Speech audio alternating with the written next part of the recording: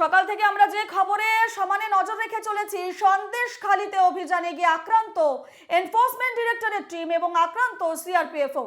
তৃণমূল নেতা তথা উত্তর 24 পরগনা জেলা পরিষদের মৎস্য কর্মাধ্যক্ষ শেখ শাহজাহান এবং আজ ভোরে সেই শেখ শাহজাহানের বাড়িতে অভিযানে যায় ইডি এবং সেই সময় এলাকার মানুষ চড়া হয় ইডি আধিকারিকদের ওপর।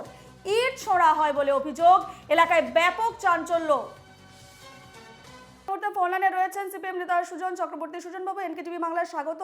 সুজন বাবু, সন্দেশখালীতে ইডি আক্রমণের মুখোমুখি হয়েছে, চড়া হয়েছে স্থানীয় বাসিন্দারা। শেখ শাহজাহানের বাড়িতে যখন ইডি তল্লাশি চালাতে যায় এবং ইডি সেখান থেকে চলে যেতে বাধ্য হয়েছে, কি বলবেন?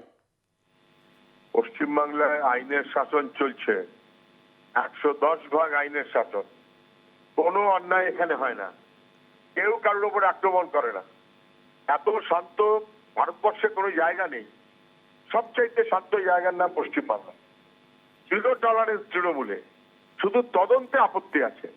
তদন্তে টলারেন্স দেখাবে না, কিন্তু জিরো টলারেন্স দল।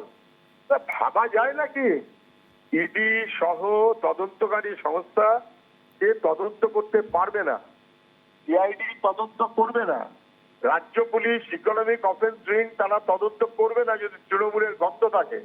অন্য কেউ তদন্ত করতে পারবে না, কারণ তৃণমূলের রাজত্ব 100 ভাগ আইনের শাসন চলছে। সাংবাদিকের কেউ মার খায়নি, ওগুলো আপনারা ভুল দেখছেন আর ভুল দেখাচ্ছেন। কোন ইডি অফিসার সিআরপিএফ কেউ তারাও খায়নি।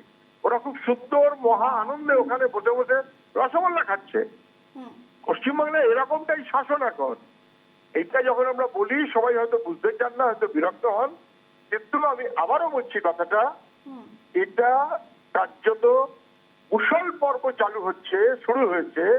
এটা বাকিদের বিরোধিতা করতে করতে কারুর কোনো কথা শুনবো না, কারুর কোনো তদন্ত আলাউ করবো না, এই করতে করতে এমনকি তৃণমূল দলের লোকেরা তৃণমূল দলের লোকেদেরকেও কোনোভাবেই টলারেট করবে না। এইরকম একটা বিপজ্জনক জায়গায় কিন্তু পশ্চিমবাংলা যাচ্ছে।